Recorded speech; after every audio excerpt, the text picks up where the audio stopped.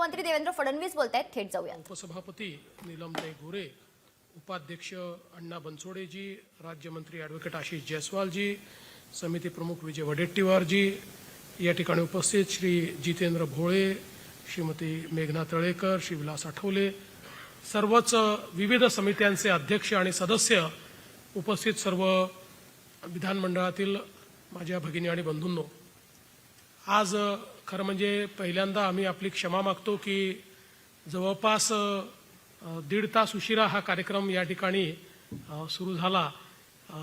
मुळातच केंद्र सरकारची संसदीय समिती आली होती आणि त्या समितीने मला आणि शिंदे साहेबांना निमंत्रित केलं होतं आणि समितीच्या अध्यक्षांनी सांगितलं होतं की 20 मिनिटाकरता येऊन जा, आणि मुळात समितीचं कामकाज जवळजवळ 1.5 तास चाललं आणि त्यामुळे आम्हाला इथे यायला उशीर झाला, त्याबद्दल आपली क्षमा मागतो। आज मला अतिशय आनंद आहे की आपल्या या विधानमंडळाच्या समित्यांचं आपण उद्घाटन करतोय आणि आता या समित्यांचं कामकाज हे आपण लवकरच सुरू करू। खरं म्हणजे ज्याचा उल्लेख पूर्ववक्त्यांनी देखील केला, खऱ्या अर्थानं विधानमंडळाचं कामकाज हे विधानसभेच्या किंवा परिषदेच्या सभागृहात चालत नाही, ते कामकाज या समित्यांमध्ये चालतं। कारण सभागृहामध्ये बोलत असताना वेळेचं बंधन असतं, विषयांचं बंधन असतं, त्यामुळे एखाद्या विषयावर अतिशय सखोल अशा प्रकारची चर्चा, मंथन, त्यातनं कुठली तरी दिशा ठरवणं, अशा गोष्टी होत नसतात।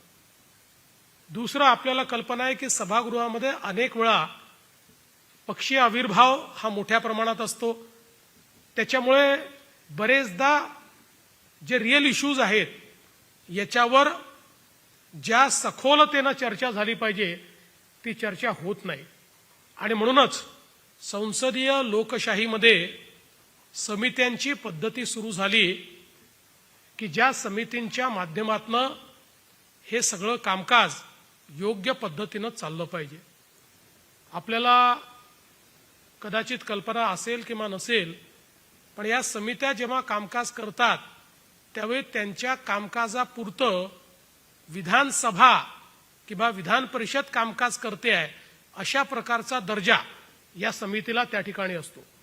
त्यामुळे या समित्यांना तिथे कामकाज करत असताना एक प्रकारे विशेष अधिकार प्राप्त आहेत।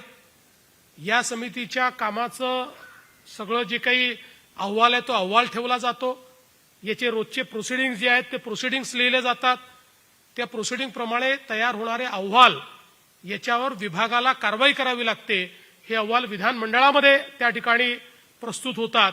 आणि म्हणूनच प्रत्येक समिती एक मिनी विधानमंडळ आहे।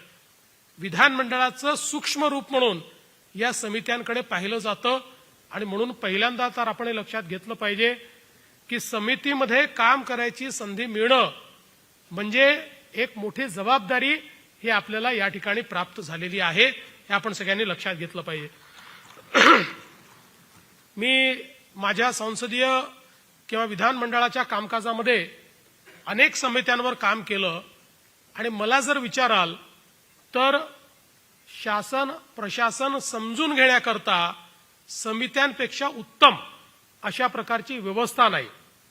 आणि एक तुम्हाला माहिती असेल तरी सिक्रेट सांगतो की समितीमध्ये जो उत्तम काम करतो सगळे अधिकारी हे त्याला सन्मान देतात, त्याला त्याची कामं जी आहेत ही लवकर होतात, त्याची कामं कुठे अडत नाही, म्हणजे नुसती चिडचिड करून चालत नाहीत। त्यांना जेव्हा लक्षात येतं की या व्यक्तीला कल्पना आहे, यांनी अभ्यास केलेला आहे आणि हा अभ्यास पूर्ण आम्हाला प्रश्न विचारतो आहे, त्यावेळी निश्चितपणे एक आपलं वेगळी प्रतिमा ही या कमिटींच्या माध्यमातून तयार होते। आणि आपल्याला माहिती आहे प्रत्येक कमिटीचा आपला एक रोल आहे, कुठलीच कमिटी लहान किंवा मोठी नाही। आपण लक्षात घ्या, कुठल्याही समितीमध्ये आपण परिवर्तन घडवू शकतो, कुठल्याही समितीत आपण इम्पॅक्ट करू शकतो। आज आपण बघतोय या ठिकाणी लोकलेखा समिती समजा असेल, ही एक महत्वाची समिती मानली जाते। साधारणपणे विरोधी पक्षाचा नेता किंवा विरोधी पक्षातला प्रमुख व्यक्ती हा लोकलेखा समितीचा अध्यक्ष असतो। लोकलेखा समितीचं काम काय आहे तर आपल्याला माहिती आहे की आपण सगळे सीएजीचे रिपोर्ट्स हे विधानमंडळापुढे मांडतो आणि जे सीएजीनी ऑडिट पॅरेग्राफ काढलेले आहेत, जे त्यांनी निरीक्षण केलेले आहेत, ज्या प्रकारे सीएजीनी त्या ठिकाणी ताशेरे ओढलेले आहेत, त्या प्रत्येक ताशेऱ्यावर ही लोकलेखा समिती त्या त्या विभागातल्या सचिवांना बोलवते आणि हे का घडलं हे आम्हाला सांगा, याच्याकरता कोण जबाबदार आहे हे आम्हाला सांगा. अशा प्रकारे त्या ठिकाणी त्याचं पोस्टमॉर्टम होतं आणि त्यातनं म्हणजे बाबा नुसता सीएजीचा पॅराग्राफ आला, 2 दिवस पेपरला छापलं, इतक्यापुरते मर्यादित नसतं, तर ते लॉजिकल एंडला नेऊन त्याच्यावरच्या शिफारसी विधानसभेमध्ये मांडण्याचं काम हे लोकलेखा समिती करत असते. आपण बजेट मांडतो, बजेटवर चर्चा करतो, त्याच्यानंतर वर्षभर काय, त्याच्यानंतर सरकारवर आपला अंकुश काय आहे, तर आपला अंकुश आहे अंदाज समिती. ही अंदाज समिती जी आहे, ही अंदाज समिती प्रत्येक विभागाने केलेल्या मागण्या आणि त्यांनी केलेला खर्च याचा त्या ठिकाणी लेखाजोखा ठेवतं आणि प्रश्न विचारतं की तुम्ही ही मागणी केली होती, हे पैसे का खर्च करू शकले नाहीत, तुम्ही या संदर्भात काय कारवाई केली, तुमचा एवढा पैसा लॅप्स का झाला, हा पैसा का खर्च करू शकला नाहीत. प्रत्येक कमिटीचं एक वेगळं अशा प्रकारचं काम या ठिकाणी, मग पंचायत राज समिती असेल जी आपल्या पंचायत राज इन्स्टिट्यूशन्सवर एक प्रकारचा अंकुश आहे. कारण आपण विचार केला तर पंचायत राज इन्स्टिट्यूशन आहे, जिल्हा परिषद आहेत, पंचायत समिती आहेत, सरकार म्हणून तसं त्यांनी काय खर्च केलाय हे ऑडिटमध्ये आपल्याकडे येतं, त्याच्या व्यतिरिक्त आपल्याला काही माहिती नसतं. पण ही समिती एक प्रकारे त्यांचं पूर्ण डिसेक्शन त्या ठिकाणी करते आणि त्यातनं आपल्याला माहिती आहे की पंचायत राज समिती एखाद्या जिल्हा परिषदेत गेली तर तिथे दाणादाण होते की आता आपण केलेली जी काही या ठिकाणी अनियमितता आहे, ही अनियमितता बाहेर येईल आणि त्यातनं बऱ्याच गोष्टी सुधारल्या जातात. विनंती अर्ज समितीसारखी समिती आहे. खरं म्हणजे मी ज्यावेळेस पहिल्यांदा निवडून आलो आणि निवडून आल्यानंतर समित्यांचा अभ्यास करताना माझ्या लक्षात आलं की विनंती अर्ज समिती अत्यंत महत्वाची आहे आणि त्यापूर्वी अनेक दिवस त्या समितीला कामकाजच नव्हतं.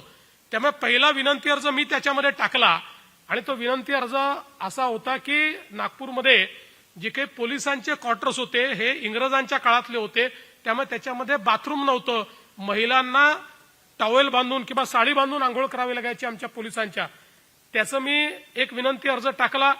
उपसभापती त्याचे, उपाध्यक्ष त्याचे अध्यक्ष असतात, त्यांना विनंती केली आणि त्यांनी पहिल्यांदा कमिटी समोर. लोकशाही मराठी ऐका, पहा, जागरूक रहा.